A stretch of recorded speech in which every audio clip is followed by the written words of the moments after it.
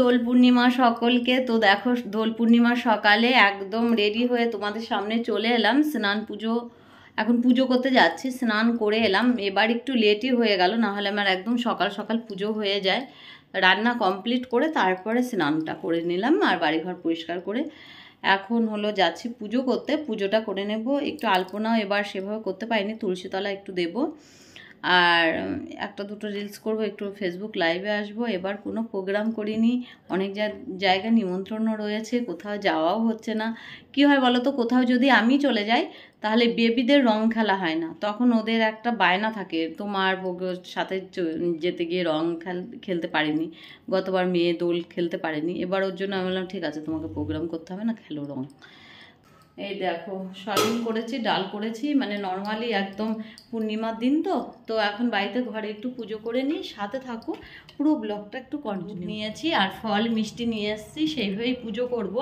একটু ভোগ করতে পারলে ভালো লাগে, কিন্তু কি হয় বলো তো, একা একা তো আর সেভাবে না পেরে উঠি না। তো যাই হোক, একটু ফল মিষ্টি আর একটু চাল কলা দিয়ে ঠাকুরকে একটু পুজো করব। ফুল তুলে রেখে গেছি, আর আজকাল একদম ফুল পাওয়া যায় না, জানো তো, কি বলবো তোমাদের। তো যাই পেয়েছে তাই দিয়ে পুজো হবে।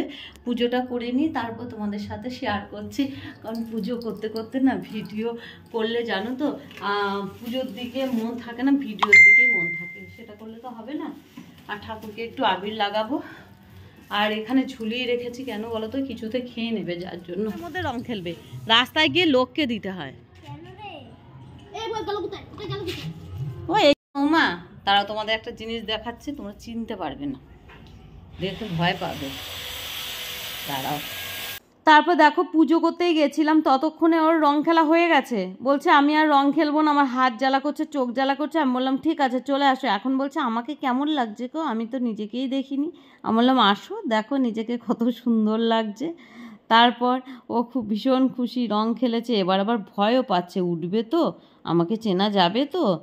হ্যাঁ চেনা যাবে। মেয়েকে স্নান করিয়ে এলাম, ততক্ষণে আবার পাশের বাড়ি থেকে ওরা দুইজন চলে এসছে, ওরা দুই যা। আর ধরো আমাকে ভীষণ ভালোবাসে বলে রং লাগাতে এসছে। ততক্ষণ আমার পুজোও হয়নি। একবার ভাবছিলাম পুজোটা করে নিই, তারপর ভাবলাম না, ওরা এসছে ভালোবেসে, আর যদি বলি পুজো হয়নি আবির নেব না তাহলে তো কষ্ট পাবে। বললাম ঠিক আছে একটু দাঁড়াও। তো পুজো মানে কমপ্লিট করার আগেই তো মেয়েকে স্নান করতে চলে গেছি। তারপর আবার তাড়াতাড়ি ঠাকুরকে আবির লাগিয়ে পুজো কমপ্লিট করে গিয়ে ওদের কাছ থেকে, মানে পুজো কমপ্লিট হয়েছিল না, ঠাকুরকে আবির লাগিয়ে ওদের কাছ থেকে একটু আবির লাগিয়ে নিয়ে আসলাম, যে ঠিক আছে আমি একটু লাগিয়ে দিই, তোমরাও একটু লাগিয়ে দাও। আর তারপরে আমার মেয়ে দেখো স্নান করে এসে পুজো করছে, বলছে সবই তো উঠে গেছে, হাতটা শুধু ওঠেনি। তারপর দেখতে পাচ্ছ, তারপর তুলসীতলায় এসেছি, তুলসীতলায় এসে আবার তুলসী ঠাকুরকে একটু আবির দিয়ে পুজো করছি। ততক্ষণে ছেলেও চলে এসেছিলো, হ্যাঁ, যে আমি আর খেলবো না, আমারও ভালো লাগছে না। তারপর ওরা তো সবে জ্বরের থেকে উঠেছে, আমি বললাম চলো স্নান করিয়ে দিই। আর রং লাগলে কি হয় বলো তো, বাচ্চারা তো একারা স্নান এমনিতেও তো একারা পারে না, সাবান লাগিয়ে দিতে হয়।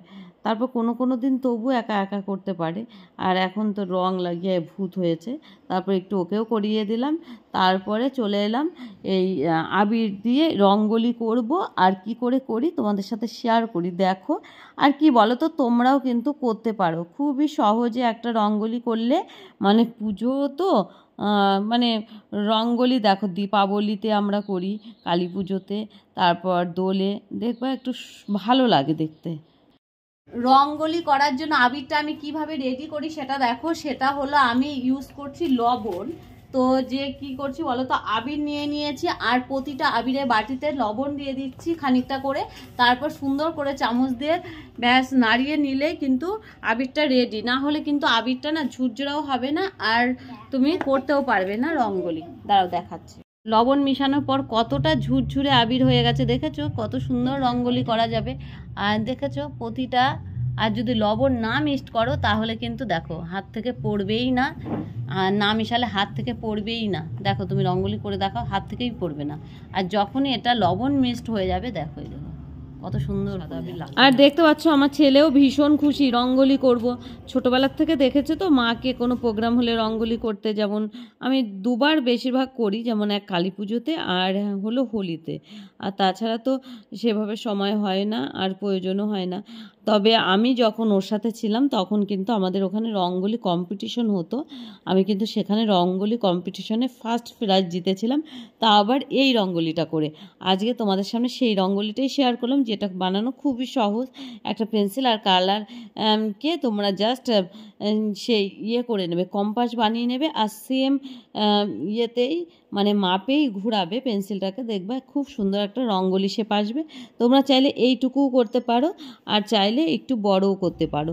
তো আজকে আমি বড়ই করলাম, রঙও ছিল আর সময়ও ছিল, যার জন্য করে নিলাম।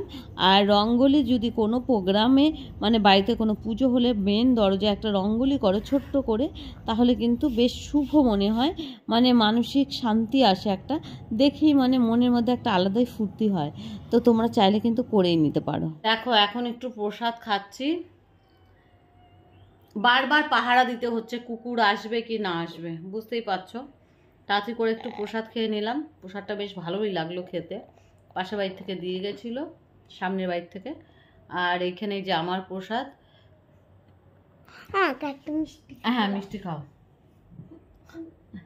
তো চলো খেয়ে নি, পরে আবার কথা বলছি।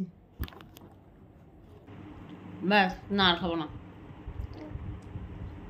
ব্যাস ব্যাস খা রে বাবা।